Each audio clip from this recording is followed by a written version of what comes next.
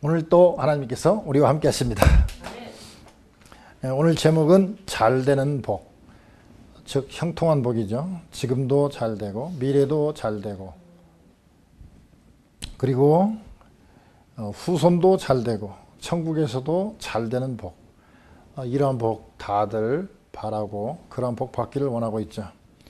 그런데 구약에서 말하는 복과 신약에서 예수님께서 말씀하신 복이 좀 약간 차이가 있습니다. 구약 사람들은 복이라 하면 대개 크게 세 가지를 치고 있습니다. 하나는 부자가 되는 것, 그 다음에는 장수하는 것, 그 다음에는 후손이 잘 되는 복, 대개 이 세 가지를 들고 있습니다. 오늘 본문도 구약 성경이기 때문에 이 세 가지 복에 대해서 특별히 더 많이 나와 있습니다. 그런데 예수님께서 말씀하신 복은 조금 달라요. 심령이 가난한 자는 복이 있나니. 가난한 자가 복이 있대. 왜? 가난하니까 자기 힘으로 안 되니까 절대자를 기다리고 하나님을 기다리게 되고 그러다 보니까 하나님의 큰 은혜와 사랑을 맛보기 때문에 그게 복이라는 거죠. 애통하는 사람이 복이 있다. 왜? 애통하는데 누가 돌봐줄 사람이 없으니까 자꾸 하나님 찾게 되고 그러다 보니까 이로자 하나님을 만나게 되기 때문에 그게 복이라는 거죠. 그렇다면 성경적인 복, 특히 예수님께서 강조하신 복, 재물이라든지 뭐 이런 장수는 우리하고 상관없이 심령이 가난하고 애통하고 막 핍박을 당하고 이런 것만 꼭 복이냐? 그렇진 않을 것 같아요. 예수님 당시에도 예수님을 따라다니면서 많은 분들이 예수님의 필요한 것을 공급해 주셨어요. 그때 많은 여인들이 자기의 소유물을 팔아서 예수님과 제자들을 섬겼다고 그랬습니다. 또 예수님께서 십자가에서 돌아가셨을 때 장례를 치를 때 아리마대 요셉과 니고데모, 말하자면 공회 회원이죠. 요즘 말로 말하면 국회의원 같은 그런 분들이 장례를 치를 때에 부자였기 때문에 그렇게 장례를 치를 수 있었어요. 만약에 그분들이 가난했다면 뭐 예수님이 그냥 뭐 제대로 장례도 장사되지도 못했을지도 몰라요. 즉 성경적인 복은 그러면 어떤 게 진짜 성경적인 복인가?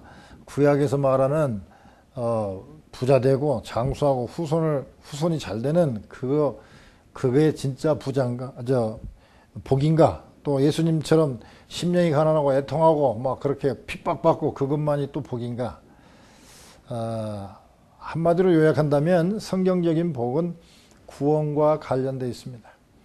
우리가 아무리 이 땅에서 복을 많이 받아도 천국까지 못하고 지옥 간다면 그게 무슨 복이겠어요. 그래서 우리의 성경적인 복의 가장 핵심은 구원과 즉 천국 가는 것과 연관되어 있습니다. 천국에는 하나님이 계시고 하나님의 통치가 이루어지는 것이 천국이죠.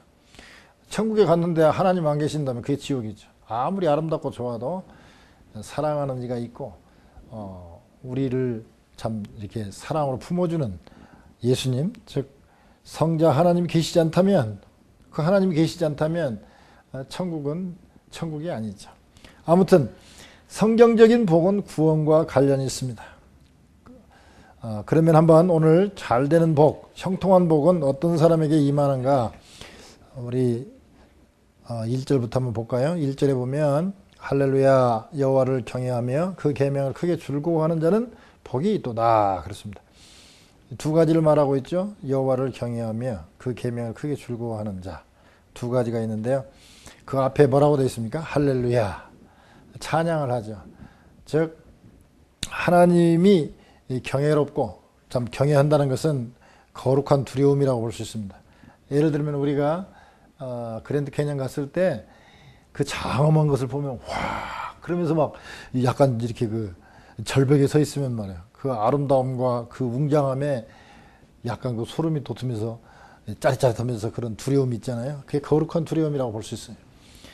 하나님 눈에 보이지는 않지만 우리 눈에 보이지 않지만 영으로 하나님 앞에 섰을 때 우리가 거룩한 두려움이 있어요. 그때 할렐루야 하고 찬양이 되는 것이죠. 하나님을 우리가 눈으로 볼 수는 없지만 하나님의 가장 그 신비한 특징은 어디서 나타나냐면 생명이 나타납니다. 생명. 저는 가끔가다 그걸 보고 놀래요. 아들이 말이 파이로트 지금 공부하고 있고 지금 이제 파이로트 될 때가 이제 가까워졌지만 참 비행장 가면 그 조그마한 비행기도 떴다 내렸다 하려면 헬리콥터를 제외하고는 활주로가 필요하잖아요. 그런데 그 조그마한 새, 심지어 우리가 그냥 싫어하는 모기, 파리 같은 것도 그냥 활주로도 없이 그냥 천장에도 붙었다가 손등에도 붙었다가 등에도 붙었다가 그 조그마한 그 생명체에 엔진이 붙어 있어가지고 또 잡으려고 하면 또 피할 줄도 알고 그 좁은 곳에 모든 게 다 들어있어요. 생명의 신비입니다. 심지어 면도하다가 거울에 점이 하나 붙어 있어 보기 싫어서 지우려고 이렇게 지우려고 하면 푹 날아가요. 연필심처럼 그렇게 조그마한 뭔지 모르겠어요. 파리의 새끼인지 진짜 하여튼 그런데 그 조그마한 그냥 점 같은 그런 게 엔진이 있어하고 날아가고 피한단 말이죠. 어떻게 자기가 죽게 된지 알고 피할까? 정말 그런 걸 보면 하나님의 살아계심이 정말 놀라워. 그런 걸 많이 느껴요. DNA 그 조그마한 데다 유전자를 심어가지고 남자로 태어나고 여자로 태어나고 또 머리가 생기고 골이 생기고 뼈가 생기고 피가 돌고 하는 거 보면 그 신비하잖아요. 너무 신비하잖아요. 지금 그렇게 과학이 발달하고 달나라까지 우주선을 보내고 그런다고 하면서도 지금도 깻잎 하나, 깨씨 하나 줄 테니까 이거 한번 만들어 가지고 깨 한번 열매 몇 개 해봐라. 아무도 지금도 못 하고 있습니다. 이 생명의 신비예요. 그러니까 이 생명을 볼 때 정말 하나님이 눈에 뵈지는 않지만 하나님이 생명을 창조하시고 이 생명의 신비를 불어넣었구나. 그런 걸 보면서 우리가 하나님을 경외하고 근데 그런 걸 보면서도 예를 들어서 파리를 보면서도 파리 속에 어떻게 이런 생명을 넣었을까? 그리고 하나님을 볼 수도 있는데 에이 더러운 파리가 내 밥 먹는 데 앉다니 기분 나쁘다. 이런 생각을 하는 사람도 있어요. 그러니까 그런 생명을 보면서 하나님을 경외하는 사람하고 경외하지 않은 사람하고 천지 차이입니다. 그러면서도 그 계명을 크게 즐거워하는 자, 하나님께서 말씀하신 것을 일상생활에서 적용하는 자는 복이 있다. 그러는데 즉 생명의 신비, 그 신비한 하나님과 일상생활에서 그 하나님의 말씀을 조화시키는 신비와 일상이 조화되는 그러한 삶이 신앙인의 아주 오묘한 그리고 즐거운 기쁨의 삶이라고 볼 수 있습니다. 이렇게 하나님을 경외하고 계명을 크게 즐거워하는 사람, 경외한다는 것은 가장 특징적인 단어를 쓴다면 찬양하는 사람이 경외하는 사람이고 와 하나님 찬양, 주 하나님 지으신 세계고 막 찬양이 나오는 게 경외의 가장 핵심이고요. 그 계명을 크게 즐거워하는 자, 나를 사랑하는 자는 나의 계명을 지키나니 그랬습니다. 그러니까 계명을 크게 즐거워하는 자는 누구냐? 사랑하는 사람입니다. 그러니까 하나님을 경외하는 사람, 즉 하나님을 찬양하는 사람, 그 계명을 크게 즐거워하는 사람, 하나님을 사랑하는 사람, 이렇게 얘기했습니다. 찬양하고 사랑하는 사람에게 복이 있는데 어떤 복이 있는가? 보니까 그 밑에 2절에 보니까 후손이 땅에서 강성하며, 아까 후손의 복, 장수의 복, 재물의 복이라고 그랬잖아요. 후손이 땅에서 강성하며, 3절에 보니까 부요와 재물이 그 집에 있음이며, 즉 재물에 대한 복이 있죠. 즉 하나님을 경외하고 계명을 크게 즐거워하는 자는 후손이 잘 되며 이 땅에서 부유와 재물이 있다 이겁니다. 어저께 참 키스톤 산 정상에서 결혼식을 하는데 초청을 받아서 참석을 했는데 그 산 정상 그 몇 미터입니까? 그 상당히 높은 백두산보다 훨씬 높은 곳에서 결혼식을 하고 또 리셉션 하는 장소가 해발 한 3,300m쯤 되는 그런 데서 아주 말하자면 비싼 음식도 나오더라고요. 그런데 그때 그 주례 설교를 하시는 주례를 하셨던 그 목사님이 아주 유명한 목사님이신데 그분이 그런 말씀을 하셨어요. 신랑은 4대 신앙생활하는, 3대 신앙생활하는 집안이고, 그 신부의 아버지인데요. 이 주례를 쓰신 분이. 그 아버지 목사님은 그 딸이 말하자면 지금 결혼하는 그 신부가 6번째, 6대째 신앙생활을 하는 집안이라는 것이죠.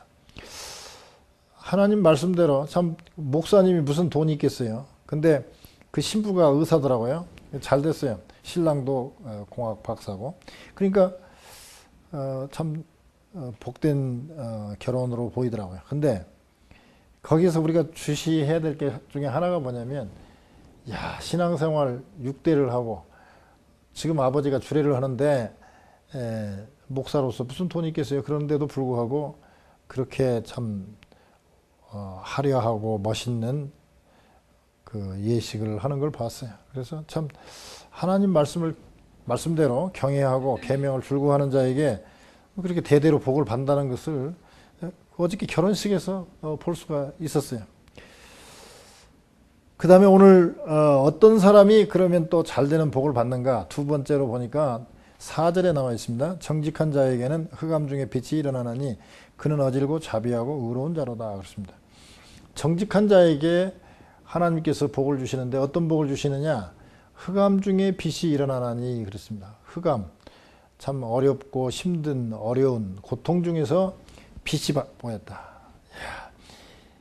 그 깜깜한 어둠 중에서는요, 반딧불 갖고도 공부하고 그러잖아요. 그죠? 그런 것처럼 심지어 그 우리 가지고 다니는 핸드폰 빛만 있어도 그거 켜놓고 봐도 보일 정도. 열쇠 이렇게 캄캄할 때는 열쇠 구멍 찾기도 힘들잖아요. 근데 핸드폰 딱 그 프레시 말고 그냥 핸드폰 화면만 떠도 열쇠 구멍을 찾을 수 있잖아요. 흑암 중에 빛이 일어난다는 것은 엄청난 축복입니다. 장님이 눈을 뜨는 것과 똑같은 그런 복이 있다는 것이죠. 많은 사람들이 정말 정직한 자가 이 세상에서 너무 불이익을 당한다. 그러므로 나도 조금씩 거짓말 해야겠다는 사람들이 얼마나 많은지 몰라요. 예수 믿는 사람들을 보면요, 큰 거짓말은 안 해요. 확실히 안 믿는 사람에 비해서 큰 거짓말은 안 하는데 작은 거짓말들은 뭐 믿는 사람이나 안 믿는 사람이나 비슷하게 해요. 예를 들면 무슨 뭐 디즈니 월드 같은 데 가면은 키가 몇 센치 이하는 키가 얼마 이하, 뭐 나이가 몇 살 이하는 입장이 불가 그런단 말이죠. 아니, 입장이 불가가 아니라 나이가 어린 사람은 가격이 아주 싸죠. 근데 야, 너는 한국 사람은 키가 작으니까 너 그냥 다 살아라 그래. 그 거짓말이거든. 돈 좀 아끼려고 거짓말해. 우리가 그런 경우가 얼마나 많은지 몰라요. 그러면서 그런 것을 떳떳하게 알아요. 이번에 제가 한국 갔다가 아는 목사님 만나고 제가 속으로 떳떳했어요. 좀 창피함을 느꼈어요. 그때 말은 않고 표현은 안 했지만 뭔 얘기다 그런 얘기가 나왔어요. 아이고 이거요 짝퉁인데요. 그러니까 신앙인이 어떻게 짝퉁을 씁니까? 짝퉁을 쓴다는 것 자체가 말하자면, 그리고 그걸 가지고 다니는 그 자체가 이미 범죄라는 거예요. 그래서 제가 저도 모르는 사이에 많이 제가 둔감해졌구나, 영적으로 민감해지지 못하구나 하는 걸 제가 느꼈어요. 우리는 카피하는 거, 아주 그 명품을 카피한 그거 싸게 사는 거, 명품처럼 보이니까 가격 싸게 샀으니까 얼마나 다행이냐라고 생각하지만 그 목사님은 바로 지적을 하더라고요. 그래서 제가 상당히 그냥 거기서는 그냥 웃으면서 넘겼지만 저는 속으로 상당히 부끄러움을 느꼈어요. 아직 내가 명색이 목사라는 사람이 짝퉁을 갖고 사는 것을 자랑스럽게 생각하면 안 되겠구나. 그런 걸 내가 느꼈습니다. 한때 육사 출신들이 대통령을 많이 했어요. 총칼로 정권을 잡았을 때 많은 사람들이 비난을 했습니다. 제가 육사 출신들이 정권을 잡은 것을 잘했다고 하는 사람 아닙니다. 저도 마음속에 불만이 많은 사람 중에 하나인데, 그런데요, 우리가 하나 깨달을 게 있습니다. 지금 대학교에서 무감독 시험하는 데는 육사, 공사, 해사입니다. 총칼 갖고 싸우는 장교 만드는 사관학교에서는요, 무감독 시험이 아주 자연스럽고 컨닝을 아주 창피하게 하는 사람들이 육사, 공사, 해사, 사관학교 학생들입니다. 요새 한동대 무감독 시험합니다. 심지어 신학교에서도 지금 무감독 시험하는 데가 드물어요. 명색이 하나님 말씀 가르치는 목사를 배출하는 신학교에서도 무감독 시험이 드문 케이스인데, 육군 사관학교는요 옛날부터 무감독 시험이 자랑스럽게 시행되고 있었어요. 그러니까 감독 시험을 받는 그런 학교를 나온 사람이 육사 비난할 것이 하나도 없습니다. 신앙이라는 사람들이 최소한 육사보다는 더 정직해야지. 최소한. 근데 그런 게 비일비재합니다. 전에도 한번 말씀드렸습니다만 어떤 장로님이 땅을 가지고 있었어요. 교회에서는 땅이 필요해요. 그러니까 장로님이 뭐라고 제안하냐. 목사님, 이 땅을 제가 교회에다 도네이션한 걸로 하고, 교회에서는 11조 제가 헌금한 걸로 하고, 뭐 이렇게 해서 한 80% 정도만 돈을 지불하면 정상 가격에서 20% 싸게 사니까 교회도 이익이고, 저는 또 11조도 하고 또 뭐 세금 안 내고 이렇게 하나님 일에 쓰임이 되니까 얼마나 좋습니까? 그러면 할렐루야, 하나님께서 복을 주셨다, 땅을 주셨습니다. 이거는 아까 말하는 육사보다 못한 거예요. 우리가 비난하는 육사보다 못해요. 총이나 칼이나 알고 무력만 할 줄 알지, 아무것도 모르는 사람이라고는 그런 사람만 또 못한 거예요. 헌납이면 헌납이고 파는 건 파는 것이지, 왜 그걸 갖고 헌금한 것처럼 하고 교회에서는 또 그 돈 또 이렇게 싸게 사는 걸로 해서 돈 지불하고, 세상 사람들도 부끄러워하는 그런 일들을 하고 있으면서 우리는 하나님 복 주세요. 거짓말할 거 다 하고 세상 사람보다도 더 야가 빠져가지고 어떻게 하나님 복을 받겠다 하는지 이해가 안 될 때가 참 많아요. 저는 이게 단점이면서도 한편의 장점이라고 저는 보는 게 뭐냐면, 제가 상당히 그래도 솔직한 편이거든요. 어느 때는요 솔직하기 때문에, 거짓말을 하지 않기 때문에 어느 때는 죄를 안 짓는다 하는 생각이 많이 있어요. 예를 들어서요, 제가 맨날 정직하게 살아오고 거짓말을 안 하는 사람이었다면 제가 바람 필 수가 없습니다. 왜? 언젠가 물어볼 거 아니야. 당신 저기 사귀는 여자 있어? 아니, 거짓말 못 하잖아. 예스 해야 되잖아요. 거짓말을 아는 사람은요 바람 필 수도 없고요. 왜? 누가 물어보면 거짓말 할 수가 없으니까. 그러면요, 저 사람 입이 가볍다고 그래요. 왜? 들으면 그대로 다 얘기해버리니까. 나처럼 다 솔직한 줄 알고 얘기하니까. 그러면요, 거짓말하거나 뒤에서 험담하는 사람은 내 옆에서 다 떨어져요. 왜? 이 목사한테 얘기했다가 다 오픈돼 버린다. 이 목사는 거짓말을 안 해요. 그냥 그러고, 목사님은 알고 계세요. 근데 아니, 나는 다 공포해버릴게. 목사님, 저기 누가 아무개 집사가 말해요. 그런데 잠깐, 제가 그냥 저는 솔직해서 누가 물어보면 다 거짓말 모두 얘기했는데 괜찮아요? 그러면 아니요 하고 가볼 거예요. 그러니까 정직하면요 손해보는 것도 많이 있지만, 장기적으로 가면 처음에는 흑암 중에 있는 것처럼 있을 수 있지만 빛을 보는데, 거짓말하는 사람들은 빛에 있는 것 같지만 흑암 속으로 빠져가 버린다는 거죠. 반대가 된다는 것이죠. 세 번째, 어떤 사람이 잘 되는 복을 받는가? 5절에 보면 은혜를 베풀며 꾸이는 자는 잘 되나니 그렇습니다. 그래서 오늘 잘 되는, 그 다음에 1절에 복이 있도다 해가지고 잘 되는 복이라고 오늘 제목을 붙였습니다만은, 은혜를 베푸는 자, 그 다음에 9절에 보면 저가 재물을 흩어 빈궁한 자에게 주었으니 그렇습니다. 즉 베푸는 자가 잘 된다 그랬습니다. 그러면 어떻게 되느냐? 뭐라고 되어 있습니까? 저가 영영이 요동치 아니함이며, 요동하지 않는다. 사람들이 막 흔들리거든요. 되게 요새 손해를 많이 보는 사람들이 주식 같은 거 투자하다가 누가 이게 좋다 하면 막 흔들려. 그래가지고 이쪽에다 이건 아닌 것 같은데도 다 이 사람들이 여기 좋다고 하면 일로 가버리고, 방송에서 전문가들이 나와서 이쪽이 투자하면 좋다면 이쪽에 투자해가지고, 그러고 돈 잃어버린 사람들이 얼마나 많은지 몰라요. 왜? 요동하기 때문에. 하나님께서 이 길로 가라 했다. 정직해야 되고 이 길로 가라 했다. 그러면 그 길로만 가면 괜찮은데 자꾸 요동해요. 어떤 사람이 요동하냐? 베풀지 않는 사람. 가장 비린내 나는 사람이 누구냐? 비린내 나는 생선이 무슨 생선인지 아세요? 갈치가 아니라 셀피시입니다.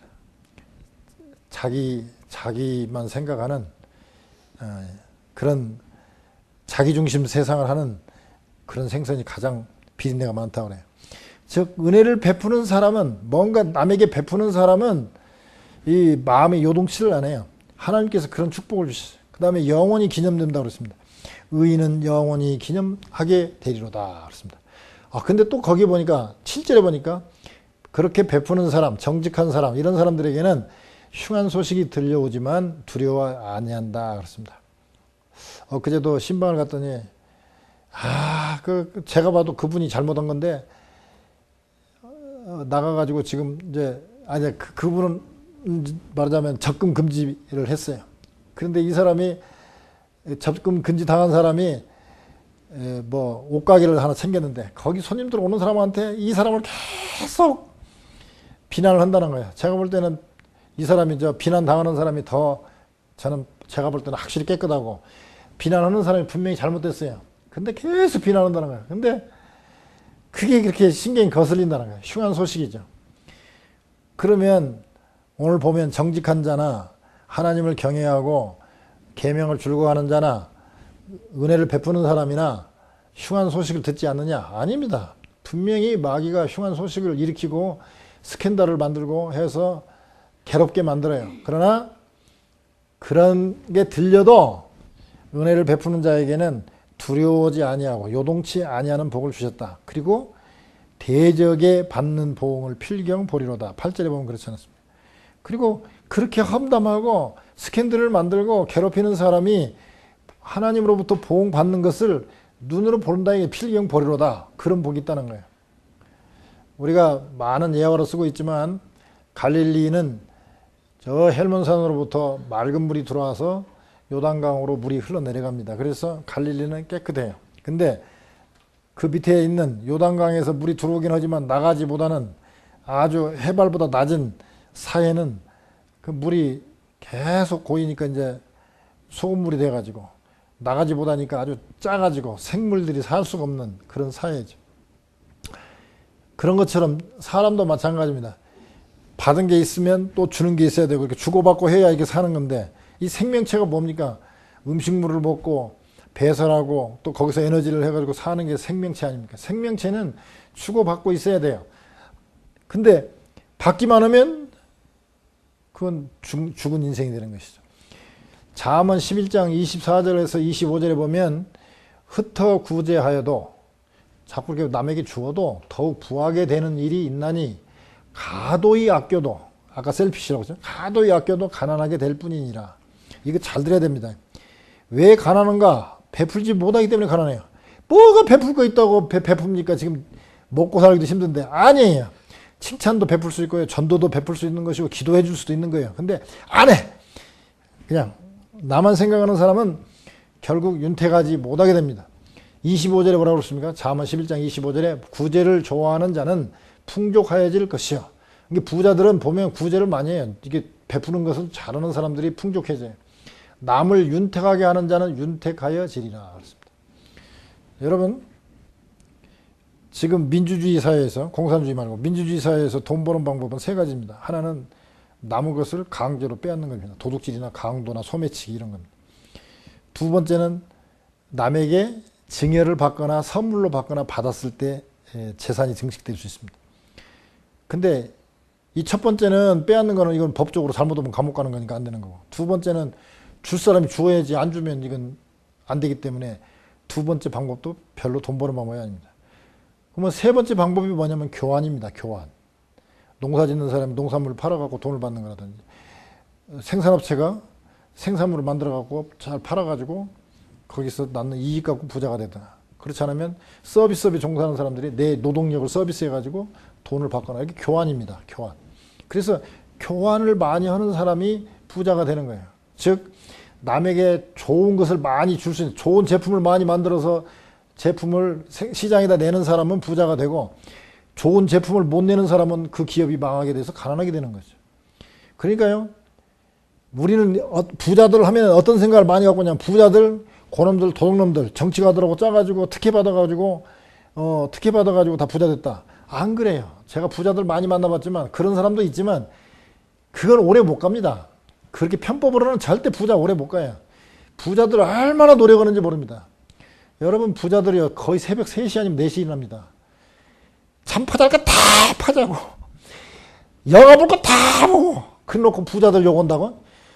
그런 사람들 하면서 부자들 앞에 가갖고 그걸 취직을 하고 취준생 되어갖고 가가지고 인터뷰할 때는 다 자유스럽게 장 바른다고 쓴다고 하지. 왜 취직할 때는 다 머리 깎고 수염 다 깎고 양복 입고 가? 그렇게 비난하는 부자들한테 왜 취직을 해? 취직을 말해야지. 부자들한테 비난하면서. 근데 그 사람들이요, 노력 많이 합니다. 은행에서 아무나 돈 빌려줄 것 같아요? 처음에는 특혜로 빌려줄 수 있어요. 그러나 그 기업이 망해가는데 거기다 계속 은행에서 돈 줄 사람이 누가 있어요? 아닙니다. 그게 바람직하고 믿을만 하니까 돈도 빌려주는 거고, 그래야 또 은행도 돈을 받으니까. 정치가들도 저 기업이 잘 되어야 내가 뇌물을 받을 수 있으니까 잘 될 만한가 안 한가 보고 그거 밀어주는 거지. 아무나 밀어주는 거 아닙니다. 그게 잘했다는 것이 아니라, 제가 볼 때는 장기적으로 볼 때는 뭔가 좋은 물건을 싸게 시장에다 내지 않으면 다 도태되게 돼 있어요. 그러니까 교환입니다. 즉 베푸는 자가 부자가 될 수밖에 없는 게 이 세상이에요. 근데 많은 사람들은 내가 어떻게든지 받아야 복으로 생각하는 사람이 있습니다. 이게 베풀어야 복입니다. 그러면 뭘 베풀 것인가? 있어야 베푼다 그러는데, 우리는 하나님으로부터 받은 게 있습니다. 뭐냐면 영생을 받았습니다. 이 영생의 복음은 우리가 전해준다고 해서 달아지거나 없어지는 것도 아니에요. 오히려 주면 줄수록 더 커지고 좋아져요. 아까 말한 대로 베풀면 베풀수록 더 윤택해지는 거예요. 그러니까 가장 좋은 거는 전도하는 거예요. 왜냐하면 천국 보내주는 것까지 좋은 게 어디 있습니까? 좀 회사 차려가지고 종업원들에게 월급 주는 거, 이것도 베푸는 거죠. 그러나 그거는 별거 아니에요. 진짜 좋은 거는 전도해주고, 전도해가지고 그 사람 천국 가는 거, 그 다음에 또 그 사람 어려웠을 때 기도해주는 거, 이게 진짜입니다. 자, 말씀을 한번 정리해 보겠습니다. 우리는 잘 되는 복을 받기를 원합니다. 잘 되는 복을 받으려면 첫째, 하나님을 경외하고 계명을 줄거하는 자입니다. 즉 성경대로 사는 거예요. 두 번째는 정직하게 사는 것입니다. 최소한 육사생들보다는 더 정직해야 된다. 세 번째는 은혜를 베풀며 사는, 뭔가 베풀며 사는 사람이 복이 있다. 그랬을 때 잘 되는 복이 임할 줄 믿습니다. 그래서 이 땅에서 부유하고 재물이 풍부하며 후손이 잘 되고 장수하고 나아가 천국에 상급도 쌓는 그런 복이 임할 줄 믿습니다. 그러한 저와 여러분 되시기를 주님의 이름으로 축원드립니다.